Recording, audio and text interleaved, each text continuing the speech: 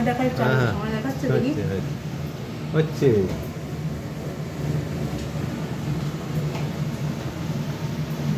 ভালো করে। Good morning বন্ধুরা, আজকে তোমরা কেমন আছো প্রথমে বলো। আমি ভালো আছি। মমিতার রান্নাঘরে তোমাদের আজকে আমি সাদর আমন্ত্রণ জানাচ্ছি। আজকে আমি তোমাদের দেখাবো আনারসের চাটনি। তোমরা আসো, দেখাচ্ছি কী করে করছি। হ্যাঁ, একটা কথা বলে নিই, প্রথমে আমি এই আনারসটাকে টুকরো টুকরো করে কেটে গ্রাইন্ডারে মিশিয়ে করে নিয়েছি, গ্রাইন্ড করে নিয়েছি অল্প একটু। এখন দেখাচ্ছি তোমাদের কী করে করবো। আমি প্রথমে নিয়েছি সাদা তেল, সানফ্লাওয়ার অয়েল, নিয়েছি হচ্ছে সামান্য নুন, আর হচ্ছে ড্রাই ফ্রুট, 1 কাপ মতো চিনি। যদিও চিনিটা কম আছে, আমি একটুখানি চিনির সাবস্টিটিউট যে হয় সেটা দেবো। আর এখানে হচ্ছে ফোড়নের জন্য শুকনো লঙ্কা আর কালো সর্ষে। সেটা তাহলে শুরু করি। দেখো, এবার আমি কড়াইতে তেল দেবো, সামান্য তেল দিলাম।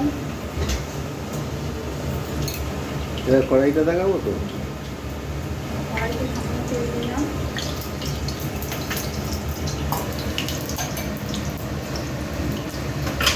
বেসিক কথা তো সবসময় তোমাদের বলার দরকার নেই, কেননা রান্না তোমরা সবাই করো।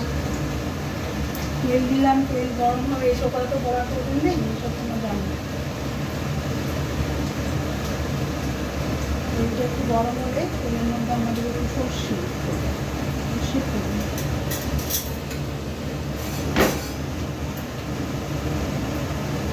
সর্ষে ফোড়ন দিচ্ছি।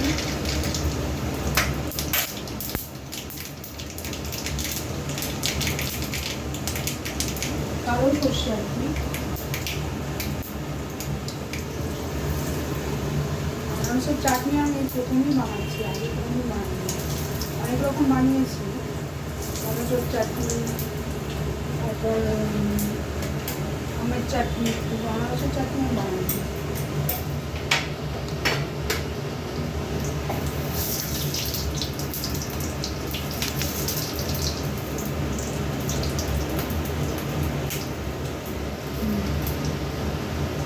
এবার আমি আনারসটা দিয়ে দেবো। আনারসটা কিন্তু পুরো মিল করে করলে হবে না, তোমার গ্রাইন্ড করবে,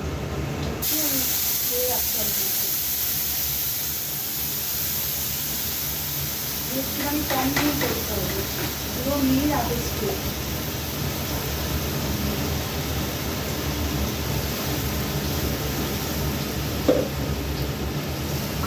একটু নাড়তে হবে,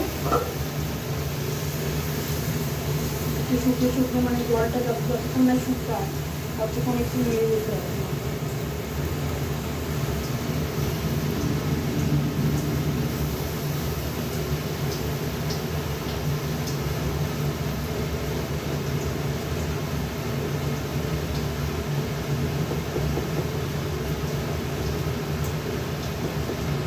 দেখে নাও।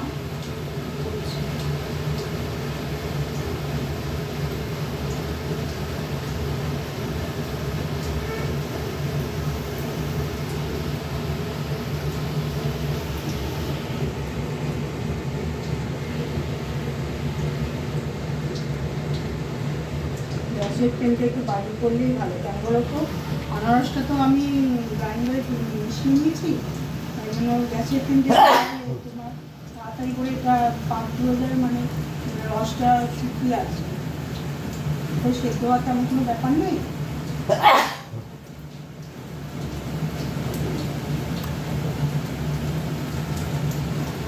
বন্ধুরা, আস্তে আস্তে জলটা শুকিয়ে আসছে।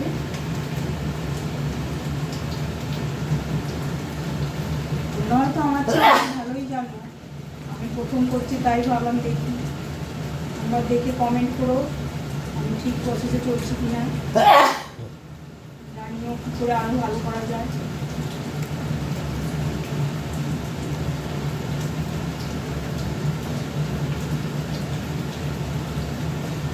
আচ্ছা, এবার আমি এর মধ্যে একটু নুন দেবো, নুন একটুখানি অল্প করে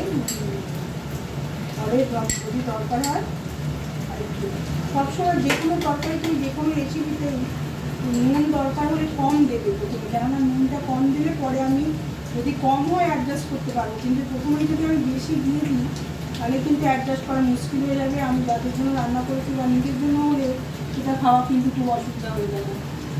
বলতে পারো খাওয়াই যায় না, মুখে দেওয়া যায় না। আর আরেকটা তোমরা টিপস করে দিই, যদি কোনো কিছুতে নুন বেশি হয়ে যায় তবে তোমরা কী করবে বলো তো, আলু টুকরো সিদ্ধ করে নুনের মধ্যে দিয়ে দেবে, বা এমনিও দিতে পারো, তাহলে দেখবে নুনটা একটু কমে যাবে। আলু সিদ্ধ করে তোমরা সেই রেসিপিটা যখন তৈরি করছো তার মধ্যে দিয়ে দেবে, কড়াইতে বা যাতেই করো, দেখবে নুনটা ভাবটা একটু কমে যাবে। এবার দেবো 1 কাপ চিনি। তোমাদের আগেই বললাম চিনিটা আমি একটু কম দিয়ে চিনি ছাড়তে দিয়ে দেবো মধ্যে, কারণ আমার হাজব্যান্ডের একটু সুগার আছে তো, চিনি খাওয়া পারে। আমার দেখবে চাটনিতে চিনি না দিয়ে তুমি যদি শুধু সাবস্টিটিউট করো টেস্ট হবে না, যার যেমন জিনিস। মিষ্টি তুমি কখনো সাবস্টিটিউট দিয়ে করতে পারবে না, মোটেই ভালো হবে না। পায়েস মিষ্টি যাই বলো তুমি, আর যেটা দরকার তাকে সেটাই দিতে হবে।